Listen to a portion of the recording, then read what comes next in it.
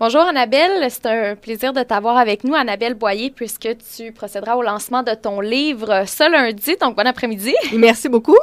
Alors, un livre qui est un roman d'inspiration qui va s'appeler L'ange gardien du samouraï.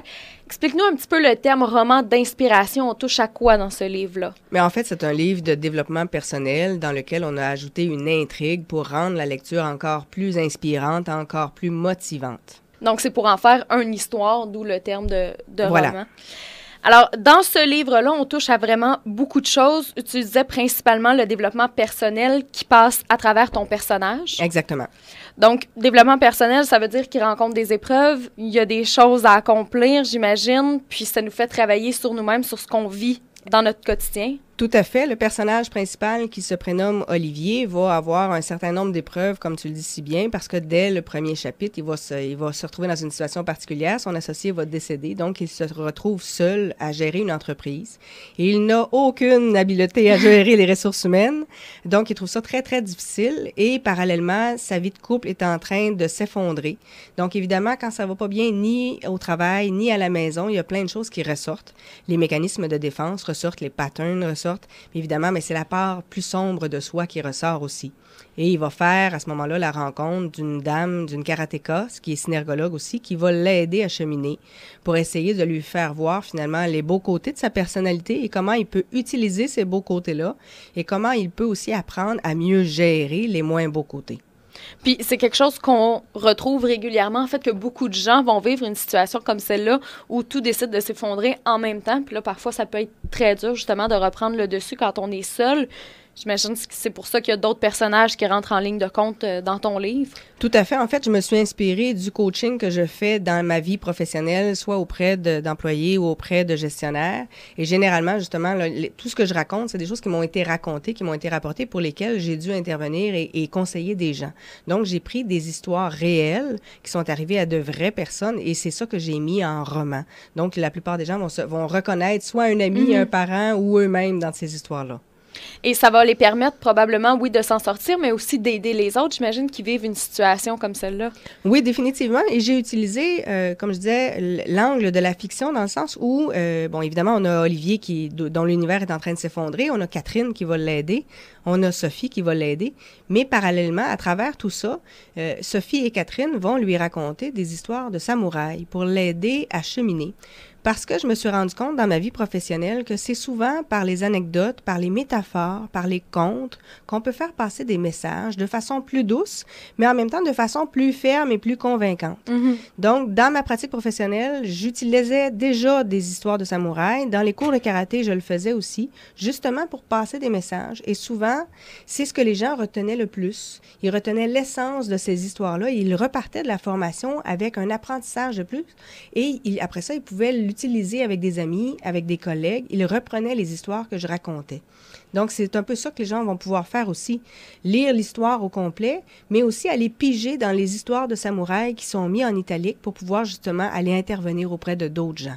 Oui, parce que lire le livre au complet, bon, ça fait beaucoup de choses à retenir, tandis qu'une histoire, c'est un peu comme une chanson, comme un refrain. Voilà. C'est quelque chose qu'on arrive plus à appliquer au quotidien, puis surtout à faire sa propre interprétation peut-être de l'histoire. Oui, tout à fait. Puis comme je te disais, les histoires de samouraïs sont mises en italique justement pour que les gens puissent aller chercher uniquement une histoire en particulier. La retrouver facilement aussi Voilà. dans le livre. Voilà.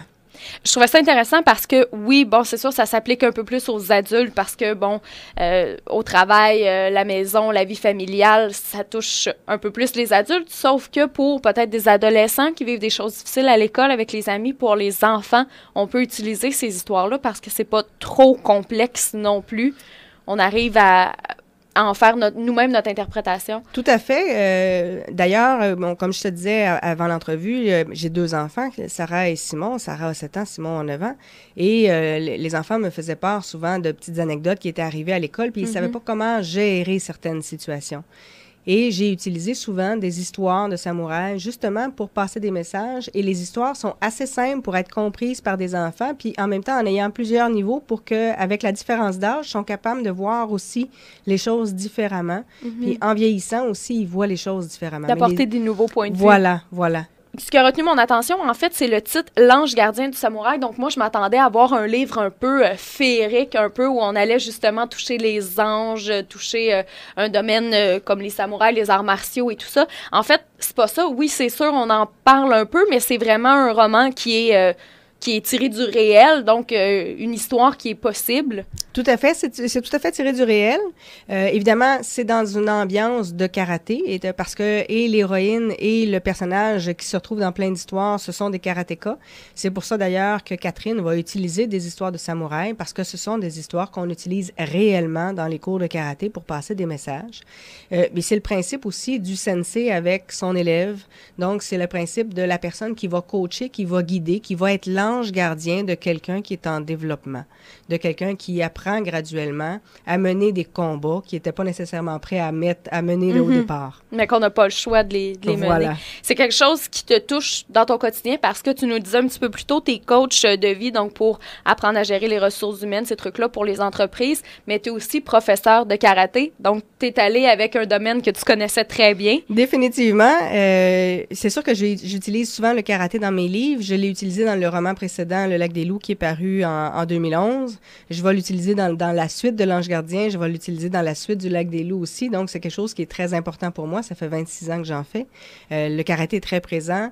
Les histoires de samouraïs, c'est quelque chose de très présent dans ma vie aussi. J'ai utilisé aussi la synergologie parce que Catherine, un des personnages, est synergologue. Donc, j'ai utilisé plusieurs passions que j'ai réunies dans un même livre. D'ailleurs, tu sortiras l'automne prochain, si je ne me trompe pas, un livre qui touche la synergologie, donc qui n'est pas en lien avec cette histoire-là. Tout à fait. Mais qui va toucher ça. Donc, si on veut te lire, si on veut savoir ce que tu as fait, si on veut avoir des nouvelles à ton sujet, j'imagine qu'il y a un Facebook ou un site Internet qu'on peut visiter. En fait, il y a 2 sites Internet, annabelle-boyer.com et évidemment abcsolutions.ca, qui sont mes 2 sites, l'un d'auteur, l'autre professionnel. Mais dans les 2, je vais donner beaucoup d'informations. Évidemment, j'ai une page d'auteur sur Facebook aussi à Annabelle Boyer, auteur. OK, parfait.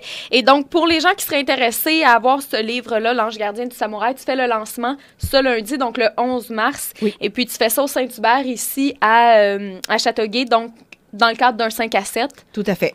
Où toutes les gens sont invités. Oui. Si on veut venir te rencontrer, avoir un peu d'informations, peut-être te poser quelques questions oui. aussi. Ça doit arriver souvent, j'imagine. Oui. Oui, puis le livre va être disponible en librairie à partir du 13 mars. Le distributeur, c'est Prologue. C'est le plus gros distributeur au Québec, donc ça va être assez facile de se le procurer. C'est facile à retrouver. Oui. Donc, on le conseille pour les adultes, pour les adolescents, puis peut-être, pour les enfants jusqu'à un certain niveau. Oui. Je te remercie beaucoup, Annabelle. Je vais te souhaiter un très, très bon lancement. Merci beaucoup.